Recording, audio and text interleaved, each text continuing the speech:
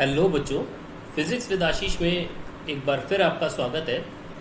आज अपन अपने टॉपिक को आगे बढ़ाएंगे। अपन चैप्टर पढ़ रहे थे potential difference and capacitor, electric potential and capacitor हम चैप्टर पढ़ रहे थे। अब देखो उसके अगला जो टॉपिक है वो है inside a conductor electrostatic field is zero. कि मतलब कह रहा है कि स्थिर विद्युत क्षेत्र का मान क्या होगा, चालक पृष्ठ के अंदर जो होगा वो जीरो होगा। इसको हम कैसे प्रूव करें, इसको हमको समझाना है। कैसे समझे? तो देखो इसके लिए हमने आपको यहाँ पे दिख रहा होगा कि हमने यहाँ पर एक बाह्य विद्युत क्षेत्र ले रखा है। ये इस तरीके से अपन ने लगा रखा है और यहाँ पर ये बाह्य विद्युत क्षेत्र E0 अपन ने इसके ऊपर अप्लाई कर रखा है। आप सभी जानते हो कि विद्युत क्षेत्र की जो दिशा होती है वो प्लस से माइनस की ओर होती है। तो इस तरफ अगर प्लस प्लेट है और इस तरफ अगर माइनस प्लेट है, इसी वजह से यहाँ पर विद्युत क्षेत्र की दिशा E0 इस प्रकार से होगी। अरे मेरी बात समझ रहे हो क्या? बिल्कुल। अब इस चालक पृष्ठ के अंदर, इस विद्युत क्षेत्र के अंदर हमने एक चालक पृष्ठ रख दिया है ABCD। ठीक है, इस चालक पृष्ठ को जब हम इसके अंदर रखते हैं तो क्या होता है, देखो कि चालक पृष्ठ में उपस्थित जो इलेक्ट्रॉन्स हैं वो मोशन में आ जाते हैं। अब वो इलेक्ट्रॉन आपको सबको पता है किस तरफ मूव करेंगे, वो जाएंगे प्लस प्लेट की तरफ। तो यहाँ पर जो अपने पास इलेक्ट्रॉन मौजूद हैं वो सारे के सारे किधर भागेंगे? AD प्लेट की तरफ भागना स्टार्ट कर देंगे। किसकी तरफ भागेंगे? AD प्लेट की तरफ।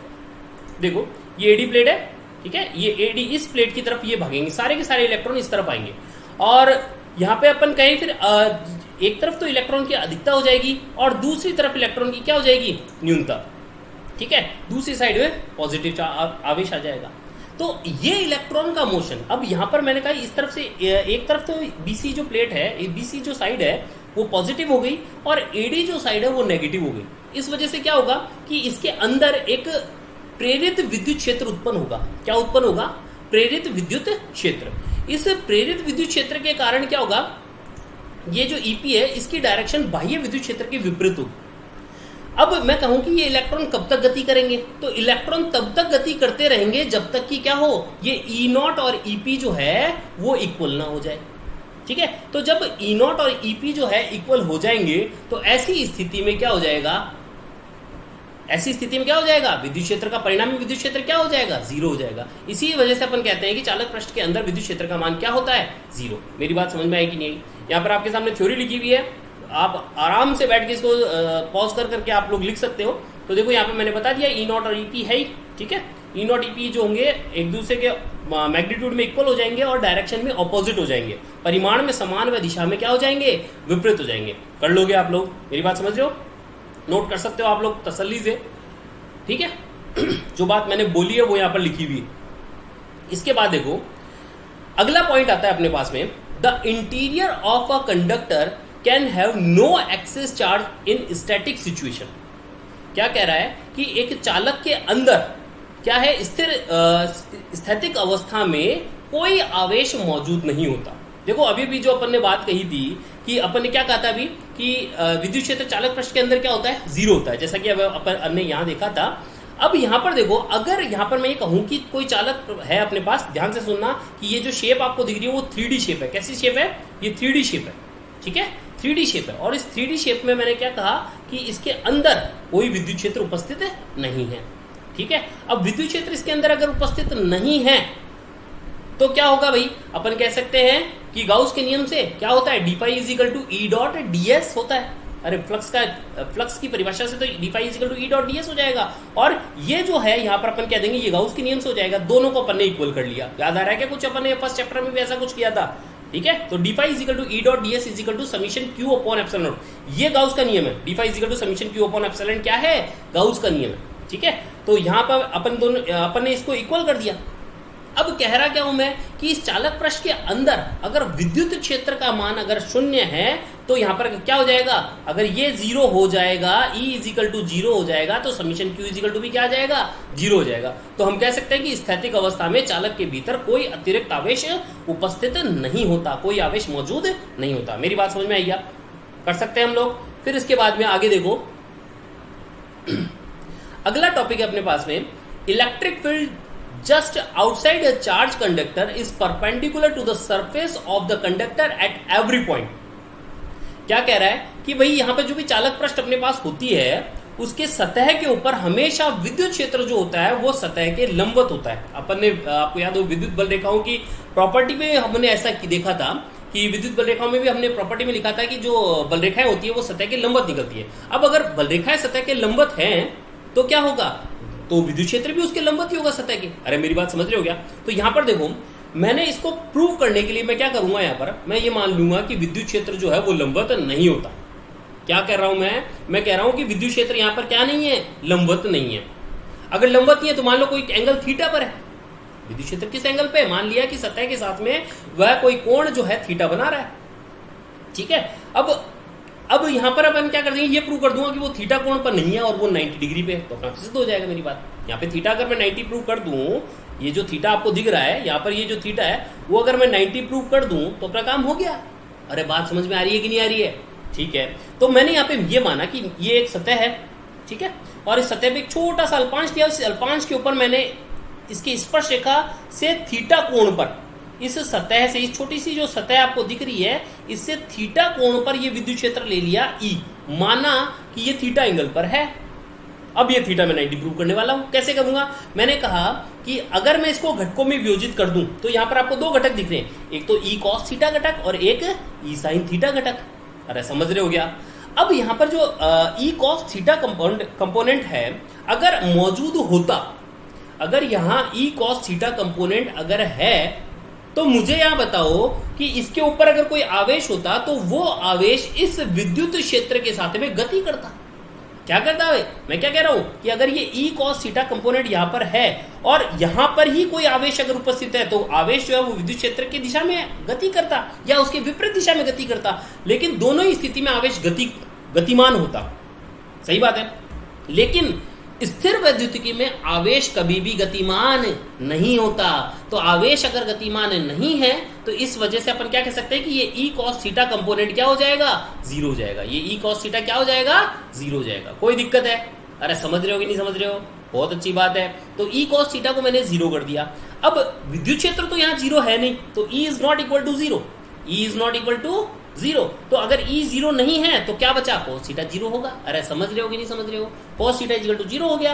cos थीटा जीरो है तो थीटा इक्वल टू कितना आ जाएगा, 90। cos 90 की वैल्यू क्या होती है, जीरो होती है। कोई दिक्कत? अब यानी कि थीटा अपन ने क्या प्रूव कर दिया, ये जो थीटा अपन ने माना था, ये थीटा माना था, ये थीटा क्या हो गया, ये थीटा 90 हो गया। तो यानी क्या सिद्ध हो गया कि ये क्या होता है, आवेश चालक के बाहर विद्युत क्षेत्र चालक पृष्ठ के लंबवत होता है। बोलो कोई दिक्कत? अरे समझ में आएगी नहीं आई बात? बहुत अच्छे बच्चे हो। फिर इसके बाद में अगला टॉपिक देखो। अगला टॉपिक है electrostatic potential is constant through out the volume of conductor and has the same value on its surface. मतलब ये कहना चाह रहा है कि इलेक्ट्रोस्टैटिक जो पोटेंशियल होता है, विभव का मान होता है, वो किसी मतलब अपने पास आयतन वाली कोई चीज है, कोई गोला भी हो सकता है, कोई आयतन वाली चीज है, कुल मिला की बात है, वो उस पूरे वॉल्यूम के अंदर जो होता है नियत बना रहता है, कांस्टेंट बना रहता है, और उसका मान वही होता है जो उसकी सतह पर होता है। समझ रहे मेरी बात? ये हमको अब प्रूव करना है। तो इसके लिए मैं क्या करूं, मैंने कहा कि हम सब जानते हैं कि चालक पृष्ठ के अंदर विद्युत क्षेत्र का मान क्या होता है, जीरो होता है। चालक पृष्ठ के अंदर विद्युत क्षेत्र का मान क्या होता है, मैंने कहा जीरो होता है। अरे जीरो होता है कि नहीं होता है? तो चालक पृष्ठ के अंदर अगर विद्युत क्षेत्र का मान जीरो है और तो उसमें कोई परीक्षण आवेश अगर गतिमान करवाएं तो उसके द्वारा किया गया कार्य क्या हो जाएगा, जीरो हो जाएगा। क्यों भाई?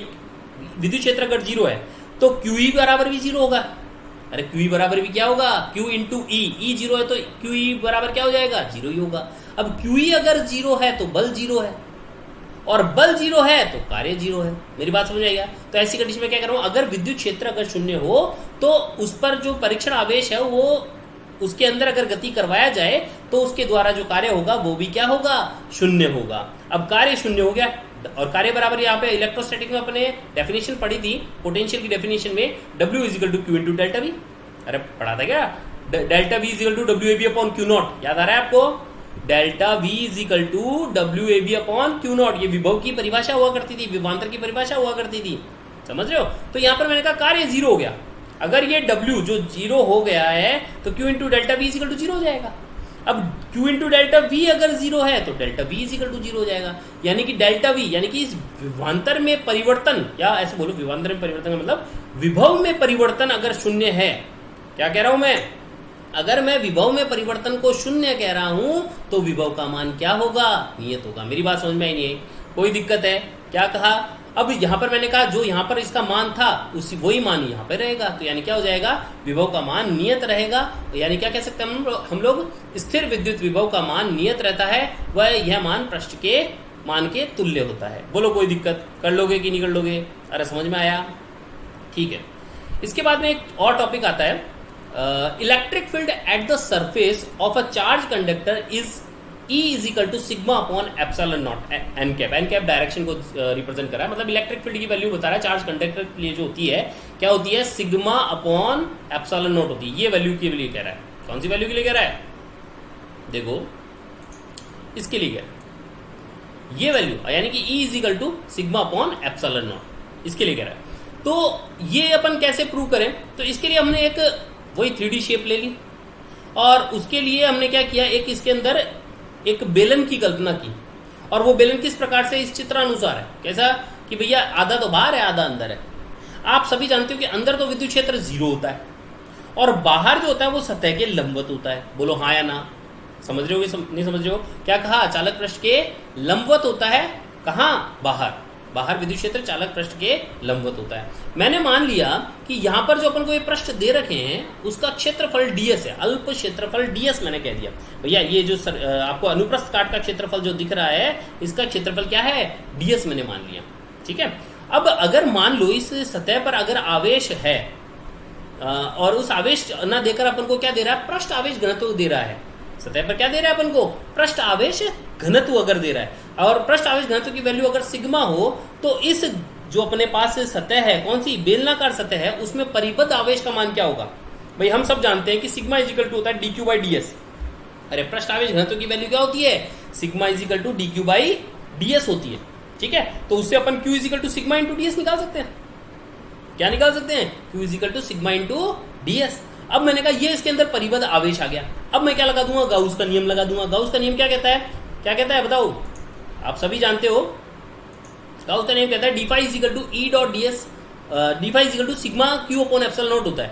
और यहाँ पर अपन ने वो जो याद हो तो अपन ने 3 और 4 का कंपैरिजन क्या करते थे पहले वाले चैप्टर में, क्या करते थे, देखो अपन करते थे याद हो तो गाउसियन सरफेस की कल्पना, विद्युत क्षेत्र की दिशा, फिर उसके बाद में तीसरा पॉइंट क्या आता था, गाउस फ्लक्स की परिभाषा, फिर चौथा पॉइंट क्या आता था, क्या आता था, अरे याद नहीं है क्या भाई, फ्लक्स की परिभाषा के बाद में आता था गाउस का नियम, और 5वां पॉइंट आता था दोनों का कंपैरिजन।